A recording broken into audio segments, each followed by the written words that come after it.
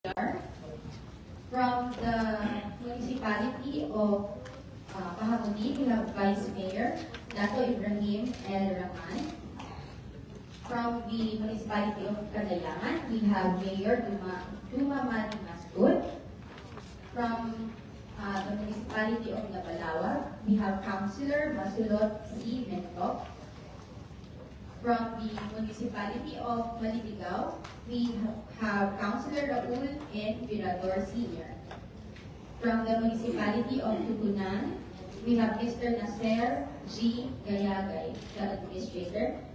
From the municipality of Ligawasan, Executive Secretary Mr. Daputi A. Labas Jr. From the municipality of Old Kaabakan, we have the HR Officer Mr. Saddam Yamalil. From the municipality of Kapalawan, we have Ms. Eliza Ilatiban, also an administrator. From the government side, we have, from the Philippine Statistics Authority, we have Mr. Raul Lise. From the Department of Budget and Management, we have Attorney Trisha Embaral. From the Commission on Elections, we have Chairman George Erwin Garcia. From the Assalamualaikum po, Chairman. Department of Finance, Bureau of Local Government and Finance, we have Mr. Ricardo M. Bobis Jr. From the Department of Education, we have Director Dr. Gemma Ledesma. From the Land Management Bureau, we have Engineer S.G. Marley by R. Ito. And from the Union of Local Authorities of the Philippines, we have Mr. Edmond Quaresma. From the League of Provinces, we have Attorney Jomar M. Ari. That's all for me, Mr. Chair. Thank you, Comsec. Anyway, again, pleasure, good morning. Everybody, magandang umaga po sa ating lahat. When we enacted the organic law for the Bangsamoro Autonomous Region in Muslim Mindanao during the 17th Congress, then sponsor Senator Mig Sumili said, the BOL is an instrument of peace so that we can achieve this long-lasting dream of peace in the country. In furtherance of our goal of lasting peace, the residents of the identified territorial jurisdiction of BARB were given the right to vote to ratify their inclusion in the region. When 63 barangays from the province of Cotabato voted to become part of the BARB, they became part of the so-called Special Geographic Area, which later voted to create 8 new municipalities. These 8 new municipalities now have a peculiar situation wherein they do not belong to any of the BARB provinces. Kamakailan lamang, nagsagawa tayo ng pagdinig para talakayin ang panukalang postponement o resetting ng halalan sa BARB. Isa sa mga issue na pinag-usapan ang kinakaharap ngayon nang hindi bababa sa 60 mga barangay ang napagkaitan ng kanilang karapatang bumoto. Ang tinuturong dahilan, walang kinabibilangang probinsya ang nabanggit ng mga barangay. To ensure that the residents of the 63 barangays will not be disenfranchised in the 2025 national and local elections, I support the proposed bill of Senator Robin Padilla to legislate the creation of the SGA into the Cotabato province. Naniniwala po ko na mahalaga na ang karapatang bumoto, ang karapatang mamili. Nararapat lamang po na siguruhin natin ang ating pamahalaan na walang mapagkakaitan na ang karapatan ito. Sana po ay magsilbing instrumento ang pagsasabatas ng panukala ng Senate Bill No. 2875 para mabigyan ng pagkakataon na makaboto ang ating mga kababayan mula sa 63 barangays ng Special Geographic Areas. Maraming salamat po at pagpalain po tayo lahat ng Panginoon. Today, we will be hearing the following resource person since our chairman, Comelec Chair is here and he has a flight to catch. No? Pasensya na po, Chair, nalit tayo, but we will ask you first, no? Kayo na po mauna, no? Regarding the issues surrounding. But before that, probably our author, Senator Robin Hood Padilla, might want to have a statement before we start our hearing properly. Maraming salamat po sa ating pong tagapangulo. Assalamualaikum warahmatullahi wabarakatuh. A'udzu billahi minasyaitonir rajim. Bismillahirrahmanirrahim. Alhamdulillahirabbil alamin. Bismillah wa salatu wa salamu ala rasulillahi. Isang pagbati po ng puno ng pagpapala at awa ng Panginoon ang handog ko po sa inyong lahat. Una, nais ko pong ipahayag ang aking pagsaludo at pasasalamat po sa tagapangulo ng komite ng lokal na pamahalaan, ang anak po ng masa, ang ating pong idolo, ang ating pong teacher, ang tunay, Senator J.B. Ejercito. Gayon din po ang aking pasasalamat naman sa ating mga panauhin ngayong araw na ito. Lalo po sa mga kapatid natin mula sa Mindanao na naglaan po ng oras upang makapiling natin ngayong umaga. At syempre po, ang special po nating pasasalamat din kay sa ating pong chairman ng Commission on Election, Honorable George Erwin M. Garcia, dahil siya po ang nagbigay sa atin ng idea na ito, kaya po tayo nakagawa ng panukala na ito. Batid naman po natin lahat na ang paksa ng committee ngayong araw na ito ay inihain ng inyong lingkod ang Senate Bill number 2875 tungkol sa pagbuo ng probinsya ng Cotabato na kinabibilangan po ng 63 mga barangay mula sa munisipalidad ng Pahamudin, Kabiserang Bayan, Kadayangan, Nabalawag, Old Kaabakan, Kapalawan, Malidigaw, Tugunan at Digawasan. Ginoong Tagapangulo, isa po sa universal, likas at basic na pangangailangan ng tao ay ang mapabilang sa lipunang kanyang ginagalawan. Bahagi po ito ng ating psikolohiya bilang tao. Ang universal na pangangailangan ito ay sinasabi nating naaangkop din sa mga istruktura ng gobyerno. Sa aking palagay, ang mga panauhin natin ngayong araw na ito ay mula po sa special geographic areas. Ay magpapatotoo kung gaano kahirap ang kawalan ng political at geographical structure na kinabibilangan.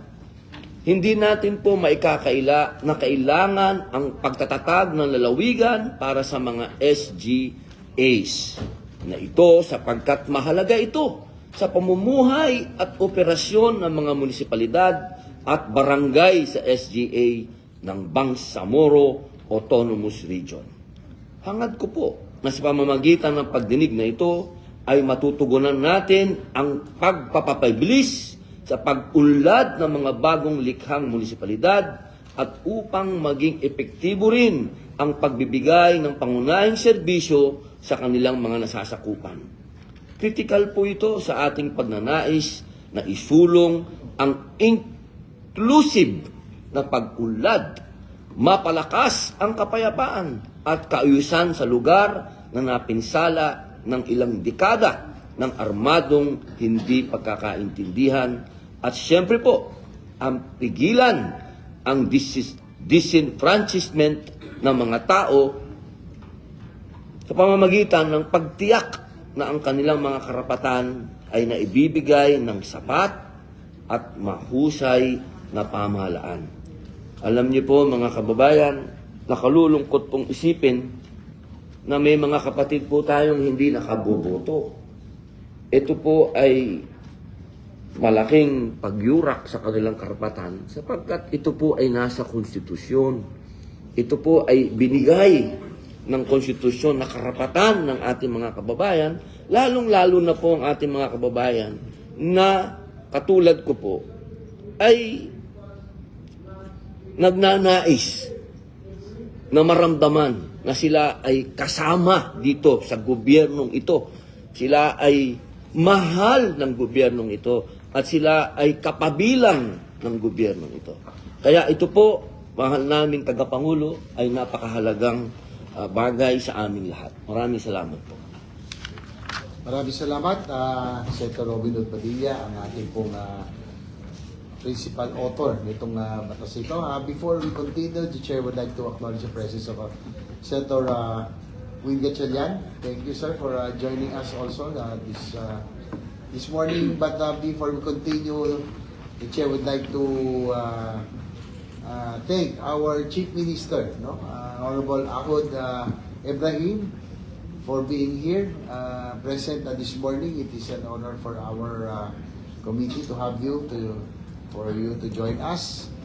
it goes to show that we really are all serious in finding solutions to all of these issues surrounding, no, so that we will find a peaceful solution in all of this. Anyway, Senator Gatchalian, I might want to say something pala. No opening statement. No opening statement.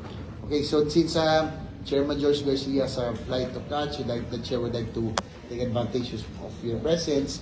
Tatlong katanungan lang, Chairman, no? Para under the bill, a plebiscite shall be conducted and supervised by COMELEC within 90 days from the date of its effectivity. Is this a sufficient time to prepare to the conduct of the plebiscite in case the bill is passed by both houses? Maraming salamat po, Mr. Chair, at sa mga kagalang ng miyembro ng committee na ito. As far as the committee is concerned, Mr. Chair, before answering your question, yun po muna sa nangyari ng 2022, as already pointed out by the Honorable Senator Robin Padilla, hindi po sila nakaboto yung sa 63 barangays ng mayor ng kanilang mga provincial officials, at hindi po sila nakaboto ng congressman dahil wala po tayong na-create nga na provincial, wala rin po tayong na-create na legislative district para po sa kanila. And so they were disenfranchised really in 2022. At talagang nakakalungkot kung sila naman po ay disenfranchised din sa darating na halalan ng 2025, because disenfranchisement is never the business of this republic. And we should do everything legally possible to ensure that everybody is able to vote. So, ganito po ang ating senaryo sa kasalukuyan. Ngayon po ay Disyembre, but we would like to express our strongest support to this the bill of Senator Padilla and the initiative of this committee. Ngayon po ay December, ang COMELEC po ay may ginagawang tinatawag na election management system. Yan pong election management system ay very important, lalo automated elections tayo. Kung sakali pong maipasa ang ating pong panukalang batas na ito bago matapos ang Disyembre, so meron po tayo more or less, sabi po ng panukalang batas, 90 days para i-hold ang plebiscito. So ang 90 days po, kung sakaling Disyembre, March po yun. So very close ka ating pong national and local elections. Kung ang plano naman po ay isama ito, Mr. Chair, Your Honors, sa ating pong national local election, yung plebiscito lang na tanong na yes or no, ang kailangan po namin talaga ay December 13, dahil ipa-prepare po namin yung election management system natin. So mukhang hindi po namin kakayanin mula po January o hanggang March to conduct the plebiscite. Although, kukunti lang naman po ito dahil ang latest ano po namin, ang number of registered voters lang naman po dito, 19,000. So mukhang kung ipipilitin natin, pwede mag-manual election, basta po maipasa kaagad ang batas. So kaya naman po namin. Ngayon po, Mr. Chair, doon sa issue naman, kunwari po makreate natin ang province of Cotabato, kailan po yung halalan para dito.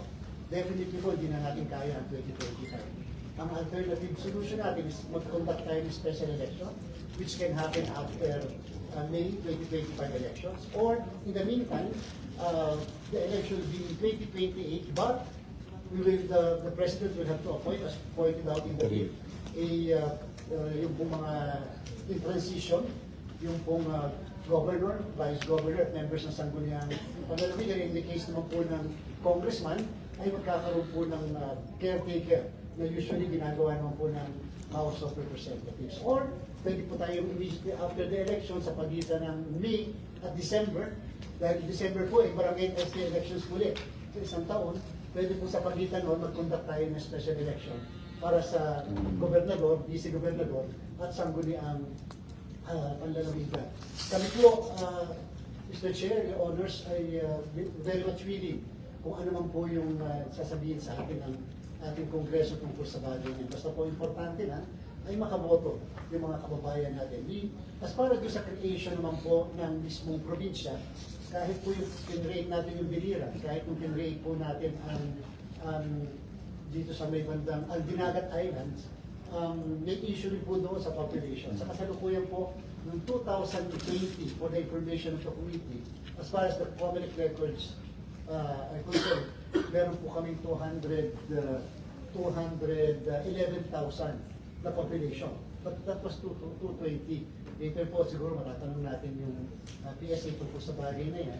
Ang projection po namin at that time, 267,000 by 2025. So kung ganun po, na-comply na yung population requirement ng ating pong Section 7 ng Local Government Code. Kasi yung issue po dyan is yung income, population, at saka po yung land area. Yung land area, wala pong problema.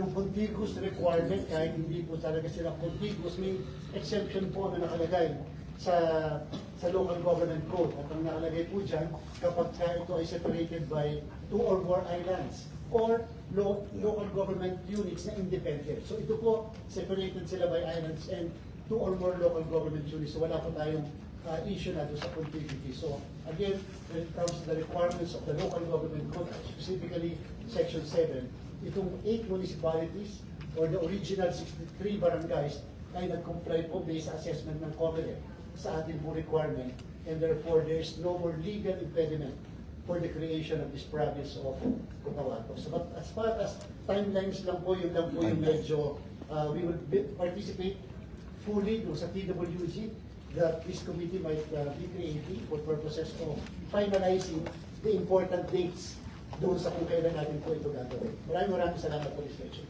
Thank you, Chair. So, ang ano talaga natin, yung our issue is because the local national election is upcoming. No? Yun ang magiging complications in case. No? But in terms of conducting the plebiscite, wala naman ang problema because it's, as you said,